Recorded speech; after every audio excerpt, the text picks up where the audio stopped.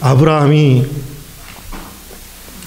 부르심을 따라 낯선 곳에서 살아가다가 해족속 가운데 오래 거주한 이후에 아내도 죽고 이제 장사할 곳을 생각하고 있었던 그 즈음에 그는 자신이 특별하다는 생각을 전혀 하지 않았을 것입니다.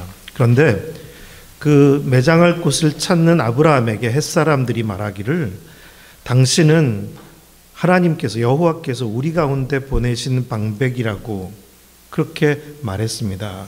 그래서 원하는 곳을 얼마든지 선택해서 매장지로 삼으라고.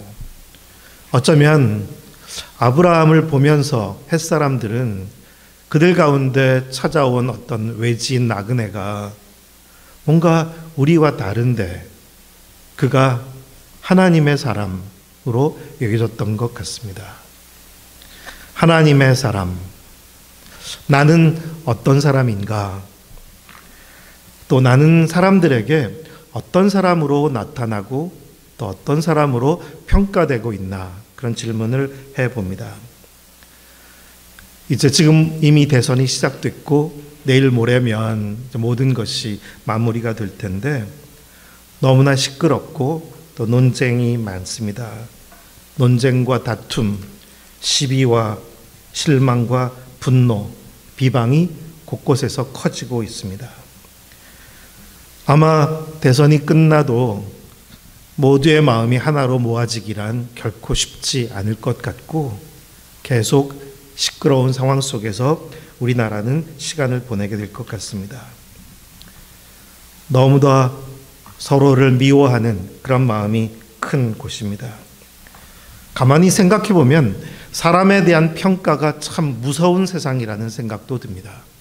사람을 평가하는데 사람을 평가하는 이 세상이 참 무섭습니다. 어쩌면 우리 인생을 가장 힘들게 하는 것이 무엇일까 생각해 보면 사람들의 말, 사람들의 평가, 사람들의 시선, 그것이 우리를 가장 힘들게 하는 것 아닌가 싶습니다. 사실 자유롭고 싶은데 그런 말들에 매이고 싶지 않고 힘들고 싶지 않은데 하지만 사람들 가운데 살아가는 우리들은 사람들의 말과 평가에 의해서 시달릴 수밖에 없습니다. 그리고 그 평가에 어둠이 참 많다는 것도 우리 잘 알고 있죠. 한번 찍히면 벗어나기 정말 어렵습니다. 그리고 사람들 뒤끝이 참 무섭기도 합니다. 참 인색합니다. 좋게 평가하는 경우가 별로 없는 것 같고 어떻게 해서라도 뭐라도 트집 잡아서 낮게 평가하려는 그런 분위기가 더 강합니다. 흠집을 찾아내고 찾으면 물고 늘어지고 그래서 그런 세상에서는 한번 실패를 하거나 과거를 가진 사람이 살아가기가 정말 어렵다는 것도 우리는 알고 있습니다. 그런 세상에서 우리는 어떻게 살아가야 하는 것일까요? 아마도 일반적으로 사람들은 다 가능하면 드러나지 않고 싶고 숨겨지고 싶기도 하고 때로는 숨으려고 하기도 합니다. 만약 우리가 경찰이나 검찰의 조사를 받게 돼서 앉아 있다고 하면 얼마나 피곤하고 힘들까요? 온갖 우리에 대한 모든 것을 캐내려고 하면 거기서 평화를 얻기란 결코 쉽지 않을 것입니다. 우리가 혹 정부의 어떤 자리를 초청받아서 그 전에 인사청문회를 한다고 해서 나 자신뿐만 아니라 가족들 모든 것까지 동원해서 그것이 다 드러나야 한다면 그렇게 당당하게 설 수 있는 사람이 과연 얼마나 있을까? 그런 질문도 해보게 됩니다. 가능하면 그렇게 사람들의 까다로운 평가에서 벗어나고 싶은 것이 우리입니다. 독일의 철학자인 한병철님이 쓴 책 중에 이런 현대사회의 모습을 피로사회라는 책으로 표현하기도 했고 투명사회라는 것으로 표현하기도 했습니다. 피로사회는 너무 피로하다는 거죠. 그리고 우리 스스로가 우리 자신을 피곤하게 만들기도 한다는 것. 투명 사회는 마치 온 곳에 CCTV가 있는 것처럼 이제는 숨을 곳이 없어서 다 노출되고 드러나 있는 그런 세상을 우리가 살고 있기 때문에 그런 사회의 특징, 사람을 잘 품어주지도 좋게 보지도 못하는 그런 어려운 세상의 현실을 표현해주고 있습니다. 그런 피곤한 세상을 우리는 살아가는데 우리가 하나님의 사람이라면 우리는 어떻게 살아야 하는 것일까요? 세 가지로 오늘 말씀을 나누려고 합니다. 첫째는 오늘 읽은 말씀에 보면 우선 피하라는 말씀이 있습니다. 너 하나님의 사람아, 이것들을 피하고, 그러면 그 앞에 있는 성경 내용들을 좀 살펴볼 필요가 있겠죠. 앞에 있는 내용들을 읽어보면 무엇을 피해야 하는 것을 생각해 볼 수가 있냐면 이 세상은 어쩌면 보여주기식의 세상이라서 보여주기식의 세상 풍조의 흐름으로부터 벗어나라, 그것을 피하라는 말씀으로 이해해 갈 수가 있습니다. 4절 말씀에도 보면 변론과 언쟁을 좋아하게 되고 그래서 질투와 분쟁과 비방과 온갖 악한 생각들이 움직이는 그런 것을 피하라는 말씀을 하고 있습니다.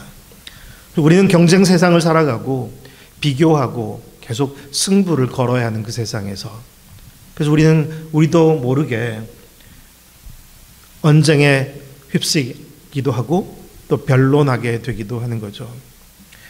그 고드윈의 법칙이라는 게 있더라고요. 고드윈의 법칙이 뭐냐면 특별히 요즘은 인터넷상으로 서로 주고받는 말들이 워낙 많다 보니까 인터넷에서 토론이 붙고 논쟁이 벌어지면 나타나는 현상이 시간이 조금만 지나고 나면 비난과 인신공격으로 가게 돼서 정말 서로를 무서울 정도로 공격하게 된다는 것입니다. 그러니 그것을 경계해야 한다. 그것을 피해야 한다라는 그런 내용을 담고 있습니다.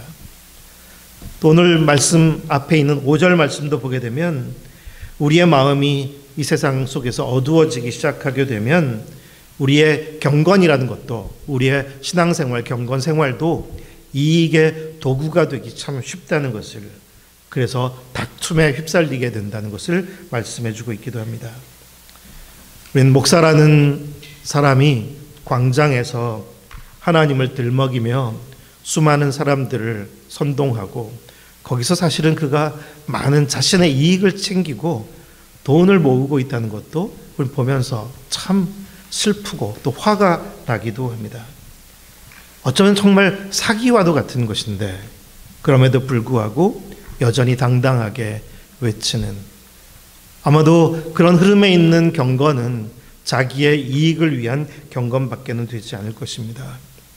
질문하게 됩니다. 왜 우리는 사람들 앞에 서려고 하나? 왜 알려져야 하는 것일까? 왜 내가 불려져야 하는 것이고 왜 인정받아야 하는 것인가?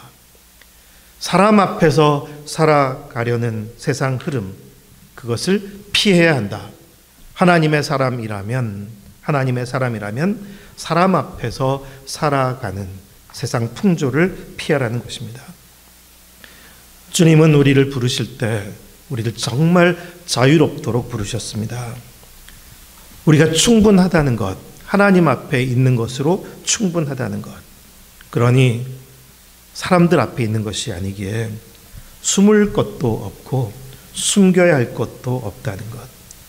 하나님은 우리의 처지나 형편에 대해서 뭐라 하시는 분도 아니시고 우리의 과거를 가지고 들먹이시는 분도 아닙니다.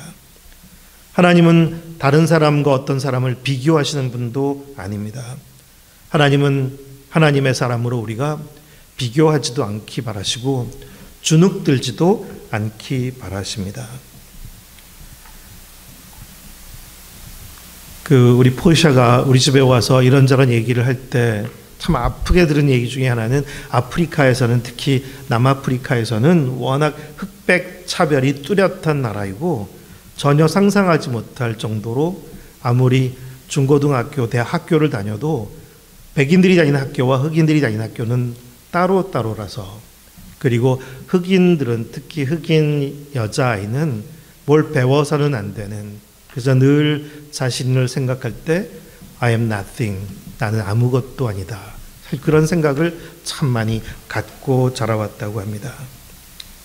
그렇게 세상에서 우리는 비교 평가에 의해서 우리의 삶을 형성하게 되기가 참 쉬운 것이죠.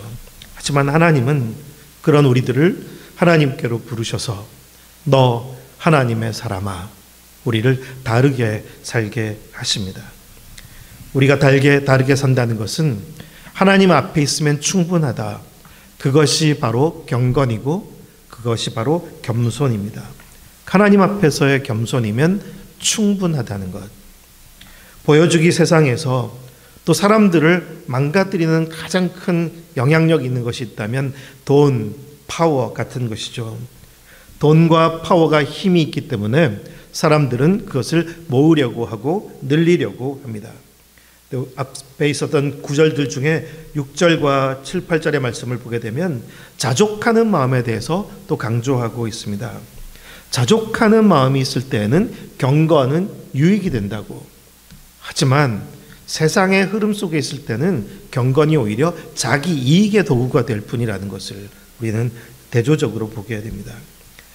우리가 세상에 아무것도 가지고 온 것이 없음에 또한 아무것도 가지고 가지 못하리니 우리가 먹을 것과 입을 것이 있은즉 족한 줄로 알 것이니라.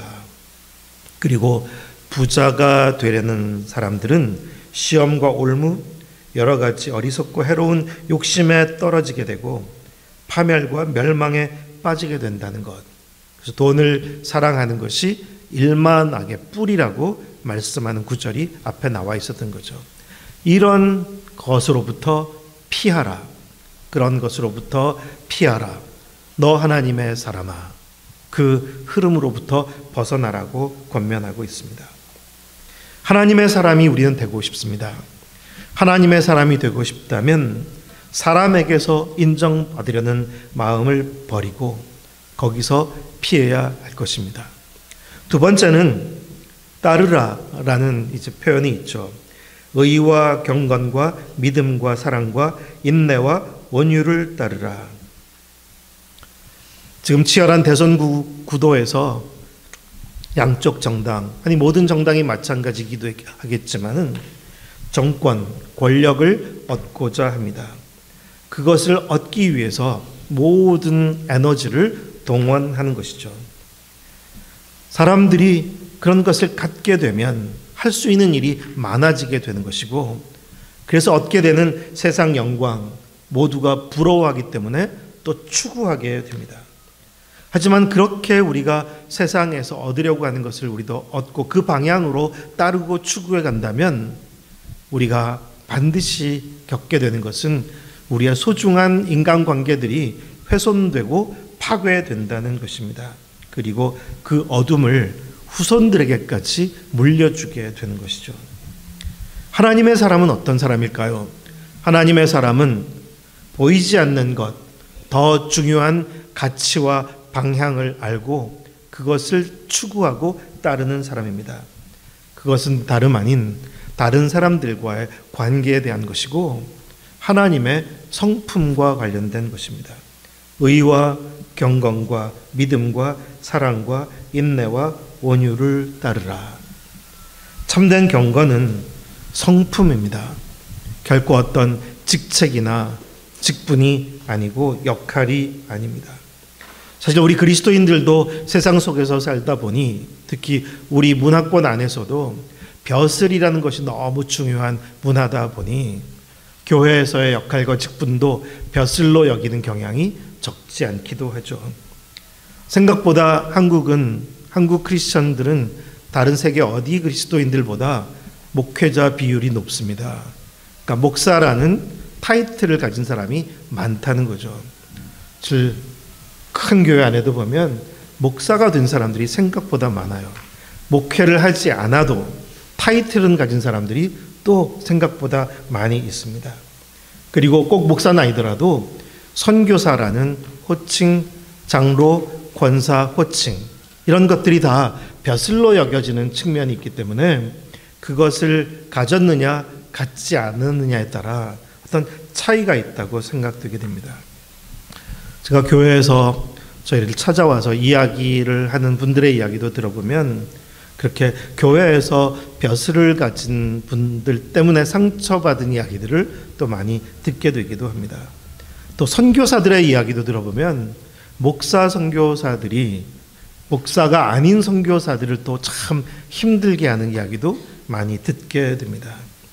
군림하고 지시하고 또 지배하려는 그러한 모습들을 갖고 있는 것이죠. 그런 것이 우리 주 예수 그리스도의 성품과 너무나 다르다는 것을 우리는 아는데도 그것을 벗어나지 못하는 것을 보면 도대체 우리는 무엇을 따르고 있나 질문해 봐야 하는 것 같습니다. 주님의 부르심은 분명합니다. 우리를 벼슬로 부르시는 것이 아니라 어떤 성품의 사람으로 사느냐 하는 것입니다. 다른 사람들과 선한 관계를 이루도록 우리를 부르셨습니다. 불편한 갈등을 겪을 때에도 사랑과 인내와 온유로 대하도록 그렇게 부르셨습니다. 그것은 세상에서 배울 수가 없습니다. 오직 예수님께로부터 우리가 배우게 됩니다. 계속해서 하나님의 사람으로 우리가 따를 길이 있다면 어떻게 내가 하나님의 성품을 더 지닐 수 있을까? 그것을 어떻게 더 배울 수 있을까? 그것이 우리가 향하고 따라야 할 우리의 길이며 방향이며 가치인 것입니다. 그 하나님의 사람으로 살아가는 우리 모두가 되기를 축원합니다. 세 번째는 싸우라는 말씀이 있죠. 선한 싸움을 싸우고 영생을 취하라고 말씀하고 있습니다. 싸우게 되는 이유가 뭘까요? 많은 경우에 싸우는 이유는 뭔가 얻으려는 것이 충돌하기 때문이겠죠. 우리는 경쟁 세상에서는 승리를 원하고 우리가 이기기를 원하는 것이고 우리는 트로피를 받고 싶고 보상을 원하고 그리고 명성을 얻고 싶어하는 그것 때문에 많이 싸우게 됩니다. 대선을 앞둔 치열한 경쟁도 그냥 단순한 경쟁이 아니라 정말 치고받고 물고 늘어지는 아귀다툼 같은 그런 슬픈 현실을 많이 보게 됩니다. 참 추하고 꼴보기 사나운 모습들을 계속 보게 되었습니다. 온갖 더러운 말들이 쏟아지고 거침이 없습니다. 싸움과 관련해서 저희가 캐나다에 있을 때 싸움에 대해서 특별한 입장을 가진 분들로 통해서 도전을 많이 받았는데 세 가지 싸움을 늘 그들은 얘기했습니다. 첫 번째는 더러운 싸움, dirty war, 더러운 전쟁, 더러운 싸움이고 두 번째는 just war, 공정한 그런 전쟁이고 세 번째는 holy war, 거룩한 싸움, 거룩한 전쟁인데 첫 번째 더러운 싸움이라는 게 어떤 것일까요? 그것은 냄새, 악취가 나는 싸움을 말하는 것입니다. 모든 전쟁들이 그렇다는 것.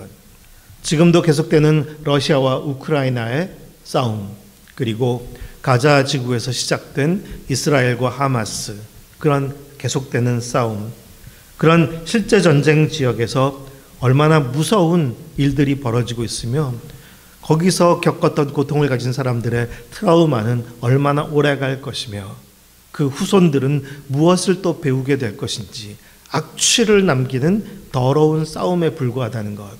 아무리 그들이 거기에 정당하다든지 거룩하다는 이름을 붙인다 하더라도 하나님께서 보시기에는 그것은 더러운 싸움에 불과한 것입니다. 사실 그것은 실제 전쟁이 일어나는 곳만이 아니라 우리 국내에서 벌어지는 정권 다툼도 또 미국의 자국 이기주의로 인해서 일어나는 많은 상황들도 보면 다 더러운 싸움이라고밖에는 말할 수 없을 것입니다. 그럼 두 번째는 정당한 싸움이란 어떤 것일까요? 정당한 싸움, just war는 내가 싸우고 싶은 것은 아니지만 나에게 이렇게 계속 공격해 온다면 우리는 방어할 수밖에 없지 않느냐라는 방어로서의 전쟁입니다. 나의 당연한 것은 지켜야 하기 때문에 내줄 수는 없기 때문에 방어로서의 전쟁을 정당한 전쟁으로 보는 것입니다. 아마 그것에 대해서는 대부분의 사람들이 다 고개를 끄덕일 것입니다. 더러운 싸움은 싸우고 싶지 않지만 정당한 싸움은 싸워야 한다고 생각하는 경향이 대부분인 것이죠. 하지만 저희가 캐나다에서 만났던 사람들은 그 싸움조차 거절한 사람들이었습니다. 그 싸움조차 하지 않고 그들은 거룩한 싸움, 그것을 선택한 사람들이었습니다. 그 싸움은 사실 우리가 세상에서 볼 수 없는 보기 너무나 힘든 싸움입니다. 전에도 제가 언급한 적이 있지만 그 아미시 마을 사람들이 끔찍한 일을 겪었을 때 거기에 대해서 반응하고 그랬던 것처럼 싸우지 않는 싸움, 아예 져주는 싸움, 같은 싸움입니다. 예수님의 십자가가 그랬죠. 예수님은 시비를 걸고 싸워오는 사람들에게 자신을 지키기 위해서 방어하지 않았습니다. 어쩌면 예수님의 제자들은 방어하기 위해서 정당한 싸움이라도 하려고 했었지만, 하지만 예수님은 전혀 싸우지 않고 자신을 내어주시는 그 길을 선택하셨습니다. 달라는 자에게 내어주고 가지려는 자에게 그냥 내어주는, 그것이 예수님의 십자가였습니다. 사실 그 싸움은 어떻게 가능할까요? 그 싸움은 다른 사람과 싸우는 것이 아니라 자신과의 싸움이기도 합니다. 누구도 그 싸움을 저절로 할 수는 없습니다. 아마 예수님도 그래서 겟세마네 동산에서 기도하실 때 아버지, 할 만하면 이 잔이 지나가게 해주십시오. 하지만 나의 원대로 마시고 아버지의 원대로 되기를 원합니다. 예수님도 자신과 싸우셨습니다.